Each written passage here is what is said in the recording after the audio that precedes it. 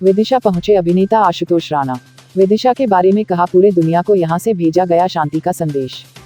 गुरुवार की देर शाम लश्करपुर रोड स्थित स्प्रिंगफील्ड स्कूल में मुंबई फिल्म जगत के कलाकार, कवि और लेखक आशुतोष राणा पहुंचे, जहां उन्होंने विद्यार्थियों, शिक्षक शिक्षिकाओं और उनके पालकों से बातचीत की। इस मौके पर स्कूल संचालक योगेंद्र राणा ने उनका शाल श्रीफल से स्वागत किया। आशुतोष राणा ने कहा कि यह स्कूल व्यावसायिक नहीं है, स्कूल का मानचित्र देखकर स्पष्ट होता है कि यहाँ बच्चों के मानचित्र पवित्र हैं, वही ज्यादा जरूरी है। उन्होंने यह भी कहा कि विदिशा के बारे में क्या संदेश दे, इस धरती से पूरी दुनिया को शांति का संदेश दिया गया है। इसमें सारे ऑफिसेस हैं sir, auditorium, library, computer lab and अभी मैं आया यहाँ से। It's a old bookshop and this is the assembly area. And this is the senior block. So this is from nursery to like second first. This is up to 6th class. Then this is up to 10th. And then this is our house. We stay inside the campus only. आप पुत्र हैं? जी। आपके? जी। और इसके बाद जी ये अपना tennis, ये अपने यहाँ पे 4 टेनिस कोर्ट है जहाँ भी अपन जाएंगे। फिर वो 4 स्विमिंग पूल है। तो ये बिल्डिंग एट द मोमेंट नहीं है, this is suppose to be an indoor stadium auditorium sort of thing. और यहाँ पे we have our horse riding arena and a stadium.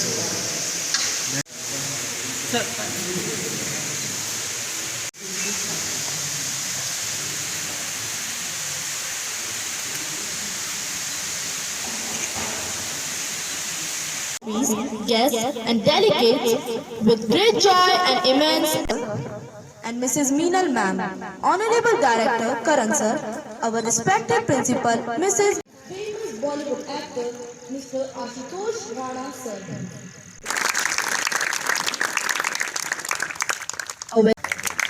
Thank you ma'am. I would like to request Principal Mrs. Rich. और यहाँ पे उपस्थित, जैसा कि मैं चर्चा सुन रहा था प्रिंसिपल मैम, जैसा कि मैं योगेंद्र सर से चर्चा सुन रहा था कि वो बच्चों के चित्त, चरित्र और चिंतन में पूरा विकास करना चाहते हैं। तो देश के भविष्य आप सभी लोगों को मैं सादर प्रणाम करता हूँ। हिंदी तो समझ में आती है ना,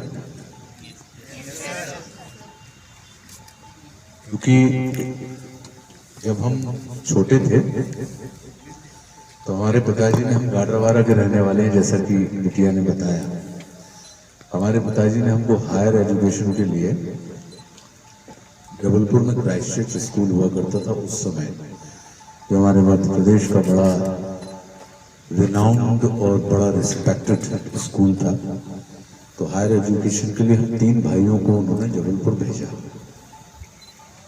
हम तीनों भाई गाडरवारा से थे, हम जबलपुर पहुंच गए और बाकायदा बिल्कुल टाई वाई और ब्लेजर और नोटी बॉय शू पहले चलते थे एक बाटा के, तो वो सब हमारी यूनिफॉर्म हुआ करती थी, स्ट्राइप वाली टाई होती थी।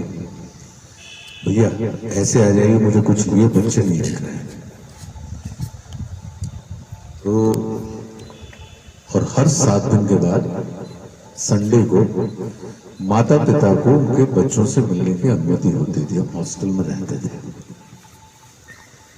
तो जो पहला हफ्ता था हमारा, हमारे माता पिता हमसे मिलने के लिए आए और हम तीनों भाई बिल्कुल उत्साह के साथ अपने वेटिंग एरिया में उनका इंतजार कर रहे थे। अपने ब्लेजर, ग्रीन कलर का ब्लेजर होता था, स्ट्राइप वाली टाई होती थी और हम वहाँ पे खड़े हुए थे। और मेरे मन में जो चल रहा था, मैं ये बताना चाहता था अपने माता पिता को कि अपना बड़ा इंडिपेंडेंट टाइप का बच्चा हो गया हूँ। मेरे अंदर 1 हफ्ते में बहुत कमाल की ग्रोथ हुई है। और मैंने देखा कि वेटिंग रूम की खिड़की से, जो मीटिंग रूम होता था, कि हमारे मदर फादर, हमारे पास फोर्ड की एक जीप हुआ करती थी, ओपन जीप, तो उससे दोनों चले आ रहे हैं और आए। और जब वो पहुंचे विजिटिंग रूम में, तो हमने बड़े सम्मान के साथ कहा, good evening mummy. Good evening बाबूजी। तो उन्होंने जैसे गुड इवनिंग सुना तो एक हल्की सी मुस्कान उनके चेहरे पे आई और उन्होंने मुस्कुराते हुए मेरी माता जी को देखा। माता जी भी मुस्कुराते हुए मेरे पिताजी को देखने लगे। मुझे लगा कि मैंने अपने माता पिता को इम्प्रेस कर लिया। अब ये बिल्कुल इम्प्रेस्ड हैं मुझसे। घंटे भर हम लोग बैठे रहे और आपस में कैसा रहा तुम्हारा वीक, कैसा लग रहा है स्कूल, कैसा सब चलता है, इसमें सब उन्होंने हमारी जानकारी ली, हमारे पेरेंट्स ने। और 7 बजे तक का टाइम होता था मिलने का। 7 बजे के बाद आप अपने हॉस्टल में और वहां से माता पिता को। तो जब 7 बजने लगे तो हमारे पिताजी ने कहा कि जाओ बेटा, सामान बांधो, अब घर चलना है, बस को घाट गवाना।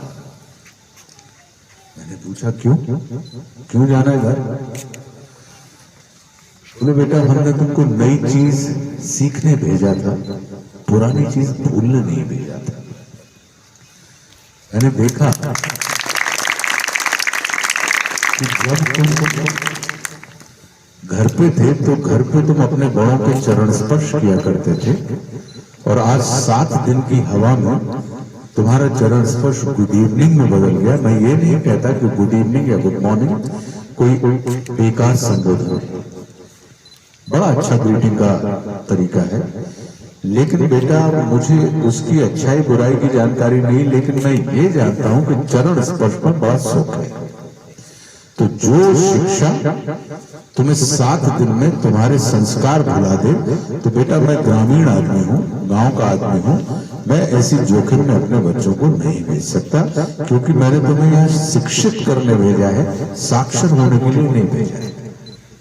शिक्षित मतलब एजुकेशन के लिए बेटा है भेजा है, साक्षर मतलब लिटरेट होने के लिए नहीं भेजा है। तो और शिक्षा का सही संबंध होता है कि जो दूर खड़े हुए लोगों को पास करने का हुनर दे, ना कि जो पास में बैठे हुए लोग हैं उनको दूर खड़े करने का काम करे। तो बेटा आज हमें स्कूल और विद्यालय में अंतर समझ में आ गया कि स्कूल आपको साक्षर करते हैं, मतलब लिटरेट बनाते हैं, और विद्यालय जो होते हैं वो आपको शिक्षित करते हैं, मतलब एडुकेट करते हैं। तो ये सुनना था और मैंने उनके चरण स्पर्श किए। मैंने कहा कि अब मुझे एक मौका और दीजिए, मैं अब ऐसी गलती दोबारा नहीं करूंगा। तो तब के बाद से हमें ये लगा कि हर बच्चे के अंदर ये कैथार्सिस आता है, ये सारी चीजें होती हैं। नया सीखने के चक्कर में अपना पुराना जो होता है उसे भूलते जाते हैं। आपके अंदर जो आपकी प्रतिभा है और उस प्रतिभा के अनुरूप जो आपकी प्रतिमा है, तो जो आपके बाहर का ऊपर चढ़ा हुआ। सर मैं बच्चों की ओर से एक आपसे निवेदन करता हूँ कि हम सबको रश्मि रथी की कुछ पंक्तियां जरूर सुनाएं। रामधारी सिंह जी दिनकर हुए हैं, बड़े प्रसिद्ध कवि हैं, जो अब तो नहीं है, लेकिन वो कालजयी रचनाएं लिख गए हैं। तो इसलिए उन कालजयी रचनाओं में से जब वो लिख जाते हैं तो वो सदैव वर्तमान होते हैं, मतलब हमेशा प्रेजेंट होते हैं। तो उन्होंने रश्मि रथी पूरा उपन्यास महाभारत के ऊपर लिखा हुआ है, कर्ण को दिमाग में रखते हुए। महाभारत की कहानी पता है ना सबको, लेकिन वो कौरवों की तरफ से लड़ रहे थे। हाँ, नहीं आपको तो जान लो, मैं इन बच्चों से पूछ रहा हूँ। तो जब कौरव और पांडवों के बीच में, सबको पता है कहानी कि कौरवों ने अपना राज्य छुड़ा लिया, पांडवों ने अपनी शर्त पूरी की, लेकिन उसके बाद भी वो राज्य देने के लिए दुर्योधन वगैरह तैयार नहीं थे। तब वासुदेव कृष्ण, मतलब भगवान कृष्ण जिनको हम कहते हैं, वो पांडवों की तरफ से शांति दूत बनकर कौरवों के पास पहुंचे कि उन्होंने कहा कि आखिरी ट्राई और कर लेते हैं। अगर दुर्योधन क्या करता है, दुर्योधन शांति दूत को ही अरेस्ट करने की कोशिश करता है। उनको बंदी बनाने की कोशिश करता है। और वो किसको बंदी बनाने का प्रयास कर रहा है? कृष्ण को बंदी बनाने का प्रयास कर रहा है। मतलब नश्वर, हम और आप सब नश्वर हैं, वो किसको बंदी बनाने का प्रयास कर रहे हैं? ईश्वर को। तो ईश्वर को बंदी नहीं बनाया जा सकता, ईश्वर को साधा जा सकता है। तो वो जो एक संवाद है कि कृष्ण क्या कहते हैं और दुर्योधन की क्या चेष्टा है कि वर्षों तक वन में घूम घूम बाधा विघ्नों को चूम चूम से धूप घाम पानी पत्थर पांडव आए कुछ और निकर सौभाग्य न सब दिन सोता है देखें आगे क्या होता है। मैत्री की राह बताने को, सबको सुमार पर लाने को, दुर्योधन को समझाने को, भीषण विध्वंस बचाने को भगवान हस्तिनापुर आए, पांडव का संदेशा लाए। क्या संदेशा? दो न्याय अगर तो आधा दो, दो न्याय अगर तो आधा दो, पर इसमें भी यदि बाधा हो तो दे दो केवल 5 ग्राम, रखो धरती अपनी तमाम, हम वही खुशी से खाएंगे, परिजन पर असी न उठाएंगे। असी मतलब तलवार, हम वही खुशी से खाएंगे, परिजन पर असी न उठाएंगे। और दुर्योधन वह भी दे न सका। 5 ग्राम मांगे, उन्होंने कहा कि अगर आधा राज्य नहीं दे सकते तो 5 गांव दे दो। लेकिन दुर्योधन वह भी दे न सका, आशीष समाज के ले न सका, उल्टे हरि को बांधने चला, जो था असाध्य साधने चला।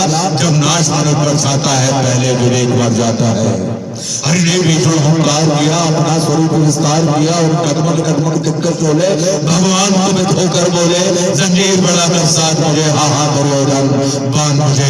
यह देख गगन मुझ में लय है, यह देख पवन मुझ में लय है, मुझ में जलीन संसार सकल मुझ में लय है, झंकार सकल अमृत बोलता है मुझ में, संकार झूलता है मुझ में। उदयाचल मेरा दीप्ति भाल भूमंडल वक्षस्थल विशाल, भुज भरत बंद को घेरे हैं, मैनाक मेरु पद मेरे हैं। और दिखते जो ग्रह नक्षत्र कर सब है मेरे मुख के अंदर। त्रिभुव को दृश्य प्रकांड देख, मुझ में सारा ब्रह्मांड देख। शतकोटि सूर्य शतकोटि चंद्र शतकोटि सरसिंधुबंध, शतकोटि विष्णु ब्रह्मा महेश, शतकोटि विष्णु जलपति नरेश, शतकोटि रुद्र शतकोटि काल, शतकोटि दंडधर लोकपाल, जंजीर बढ़ाकर बांधने, हा हा दुर्योधन बांधने। कविता तो बहुत लंबी है, तो हमारा बाजार है, ठीक है। और यहाँ पे मैं परिवार की हैसियत से आया हूँ, ठीक है। तो व्यक्ति और वस्तु में अंतर होता है। जिस चीज की कीमत होती है वो वस्तु कहलाती है, और जिस चीज का मूल्य होता है वो व्यक्ति कहलाता है। तो आप मुझे बताइए कि आप मुझे व्यक्ति से वस्तु बनाना चाहती हैं कि जिस चीज को हम पैसे देके सुन सकते हैं, उस चीज को आप इस व्यक्ति से, या मुझे व्यक्ति ही रहने देना चाहते हैं?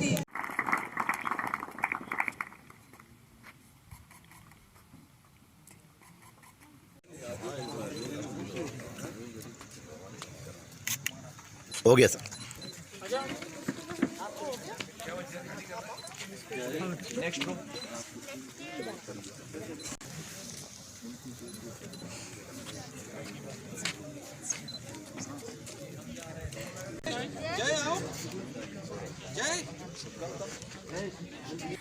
मैंने अपने विचार तो साझा किए, लेकिन जो योगेंद्र राणा जी ने जो स्कूल बनाया है वो उसका पूरा का पूरा चित्र मानचित्र देखकर बड़ा आनंद मिला और आश्वस्त हुआ कि जब मानचित्र इतना अच्छा है तो यहाँ के विद्यार्थियों का मनचित्र भी निश्चित रूप से अच्छा होगा, क्योंकि किसी भी मानचित्र का महत्व ही तब है जब बच्चों के मनचित्र बड़े अच्छे हों।